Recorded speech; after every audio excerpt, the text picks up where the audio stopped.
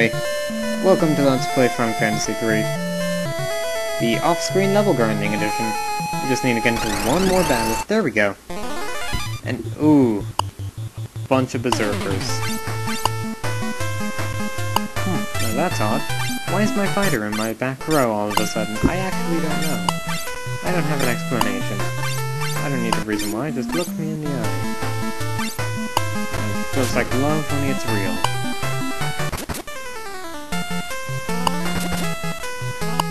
Luckily, berserkers don't fall they aren't too difficult. They are a bit higher level than most of the enemies here and such, and they're a bit less common as a result.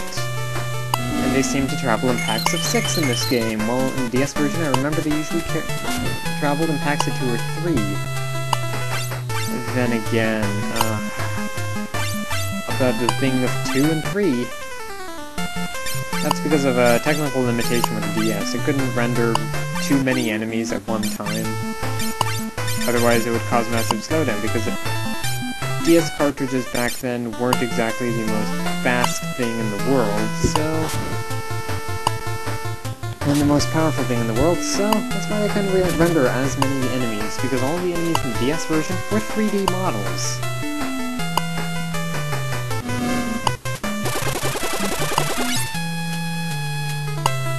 Using a camera angle that is very similar to the camera angle used for boss fights in the DS version of Final Fantasy IV! Hooray!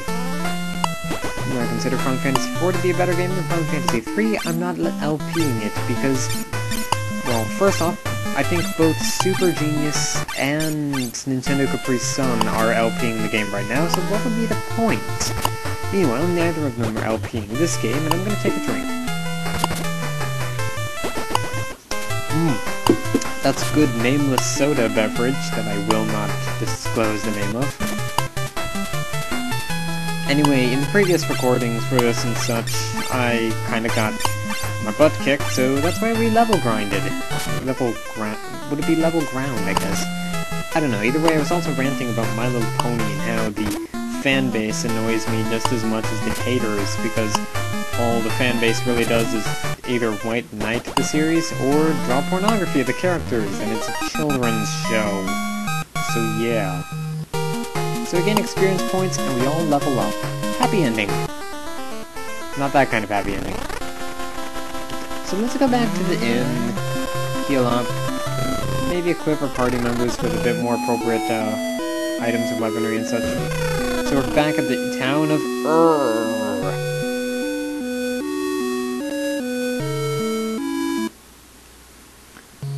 And I forgot to do something. A lot of RPGs actually, one of the best things to do in an RPG is to examine every object and talk to every NPC. So I found a potion for free. That's Mr. Strength. Fighter, White Wizard, Monk, Red Wizard. Alright. Out of the way, old man. Thank you. Sleeping. Okay. And now one thing about the inn that I didn't cover in the last video is that it has a pub as well. And we can examine the potion. The guy who runs the pub. Try playing the piano. The valve got unlocked by the rock. I haven't been able to get back to Canaan. All there is to do is sit here and drink. Alright, so what happens when we play the piano?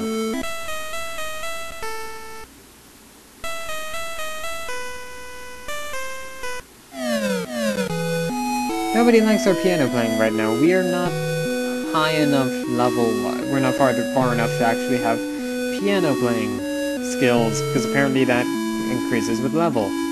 You'll need antidotes and eye drops if you're going on a journey. Okay. And what does this do? Oh. The first occurrence of dancing girls in this game.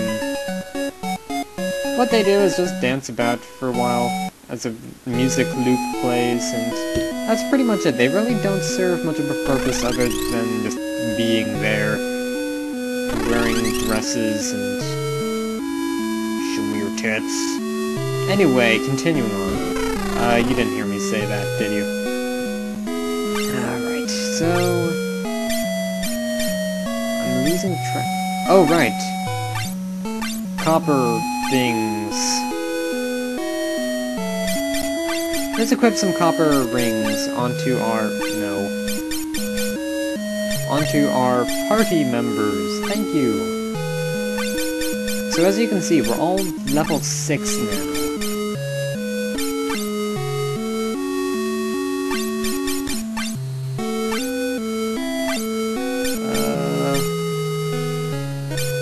Yeah, let's keep the dagger on. Dagger. Ha ha ha! It actually kind of reminds me of, the Angry Beavers with, Norbert and Daggett. What kind of name is Daggett? So, we'll replace that save data there. And note that Mikey has a lot of health. He should be able to tank hits. Right. To delay us a bit more on our quest of amazingness, let's go fail and get that Wightslayer. And I'm not afraid to save state as well. We actually got bows and arrows and such from this place, and we're gonna get some more as well. Hopefully not too many enemies on our way up here. It's not the enemies that you encounter as a random encounter that are the catch here, but the enemy in the treasure chest, and... okay. Maybe it is these incredibly gory zombies.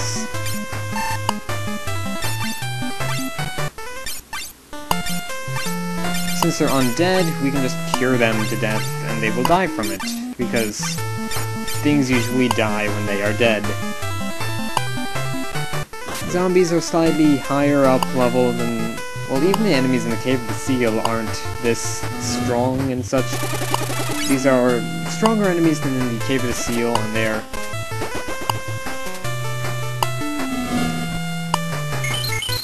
quite a bit higher level than what we've usually fought and stuff, but they still fall relatively easily.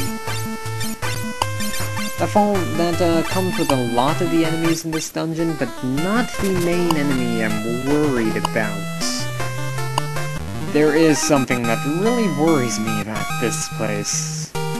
And unfortunately, we are going to have to encounter it in order to get that Wightslayer, so... I'm gonna save here, and from the Wightslayer, but a monster appeared. Welcome to the Griffon. These later become, minor common enemy types and such, but for now, they aren't. They are annoying as all balls. Fight. So, let's cast ice spells, hope we can deal enough damage to it.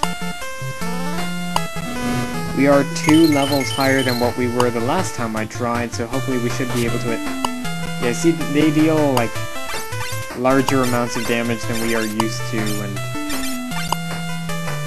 hopefully we don't lose a party member, because death, unfortunately, if we do lose a party member, death is going to be permanent until we get a Phoenix Down from a treasure chest. You can't buy Phoenix Downs either, and you can't restore death status at an inn. But, wait, we killed it! That's cool. That's actually more than cool, that's great. Alright, so... of course, I just had to open my big mouth and say that we accomplished something when in reality we don't. Because there's still goddamn zombies in this goddamn tower. Why are there zombies in a castle anyway? Isn't this castle supposed to be well fortified? Who puts a griffin in a treasure chest? How do you put a griffin in a treasure chest? And is it convenient? Like I said, these enemies shouldn't be too tough, and once we get the Wightslayer equipped to Raft, then they shouldn't be tough at all. And the enemies from the Cave of the Seal should fall easily as well. Because no longer will we have to cast Ice Cap. I'm gonna shut up now. No longer will we have to cast ice on enemies to damage them. Now we not only have Cure, but a Holy Sword, which can kill the undead. And normally in a video like this, since we did get some progress, and I don't know when we actually started recording, I think about 5 minutes in, because I did some level grinding while you guys were away. While you guys were away, I went in your room. Number 2 on your floor. No, but oh no. No. These enemies, annoy me. Very much. Cure, Mikey, cure. Defend, Mikey, defend. Ice, Wrath, ice. The Wrath of Ice. These enemies shouldn't pose too much of a hazard, but I'm paranoid anyway. That makes me a very paranoid android, if I do say so myself. Not the gingerbread cookie update, but you know. Anyway, continuing on. These are dark eyes. They are kind of like the eye fangs, only not like the eye fangs. These actually put up a fight. Barely. Actually, these were intimidating when I was level 4, but now that we're all level 6, all should be good in the hood. And we're going to attempt the Cave of the Seal in this video as well. Hooray! Another obligatory long episode. Didn't you guys just love me forever? Forever and ever and ever. This requires another in-healing as well. Alright, so let's give him the Wightslayer, which gives him incredibly high attack for this part of the game and such. Very high attack.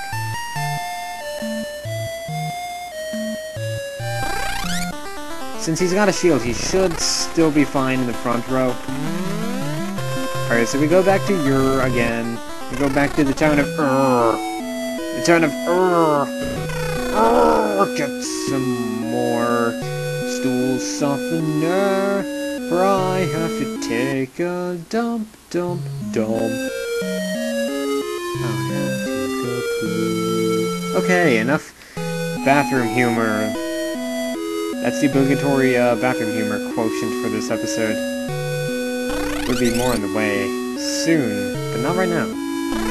So, now that we're all properly equipped, let's go to the Cave of the Seal, and the possibly a dolphin too. Maybe a walrus. I don't know. Let's save again.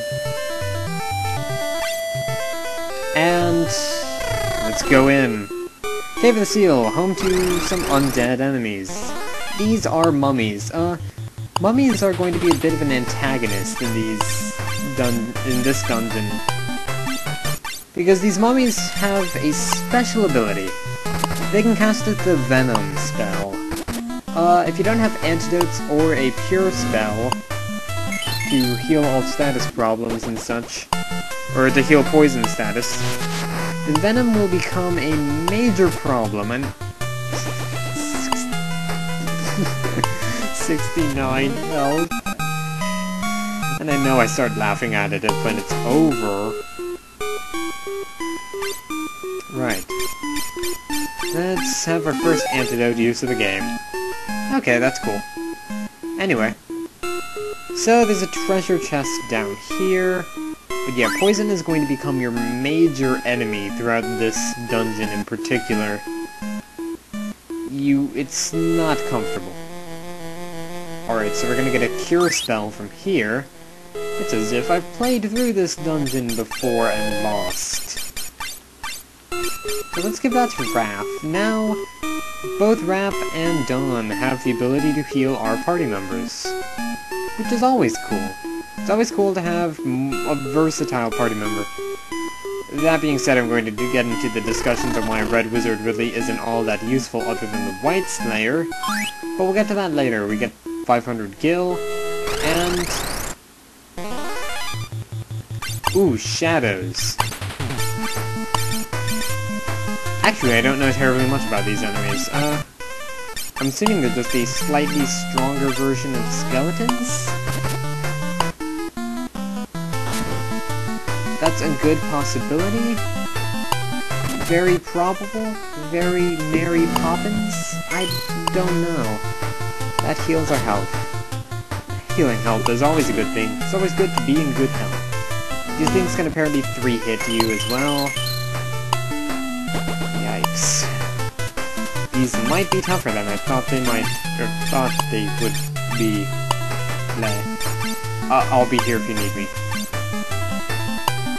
And blind. Blind will decrease a party member's accuracy, and really, blind status is only a hassle if your party member relies on melee attacks.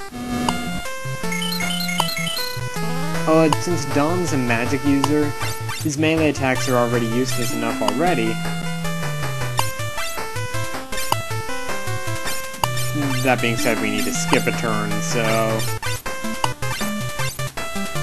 if we do get blind status on one of the party members that mainly uses like that... fuck. That being said, even though their accuracy has been decreased, they are still able to hit sometimes, just not as often. And they got nice little sunglasses, too. Actually, you know what, I'm surprised they, since they've got sunglasses, I'm surprised they haven't made a reference to Duke Nukem yet. That would be kinda cool. Even if Duke Nukem Forever was a very disappointing game. Very disappointing. Even though you could pick up piles of poop and throw them at people. Right, so how do we get past this? Why, the skeleton is the key. And... I'm Sarah, the daughter of King Sassoon. Princess Sarah, why did you come to such a place? Since I was wearing the Mithril ring, I wasn't put under Jin's curse. I came here to help Elby run, but I can't make it any further because of these monsters. This place is dangerous. Princess Sarah, please wait at the castle. No, I'm going. I'll keep going alone if I have to. And of course she can't, because she can't fight. Not because she's a girl or anything, but she just can't. She can cast spells, but I mean... take me with you. You can't seal Jin without this Mithril ring. So you have no choice. Sarah, join the party. We got a temporary party member. I'll explain them a bit more in detail. Oh yes, talk to me, press B, don't forget. But I'll be covering that in the next episode. We're gonna cut it here, so until then, this is Tales of Firaga, signing out.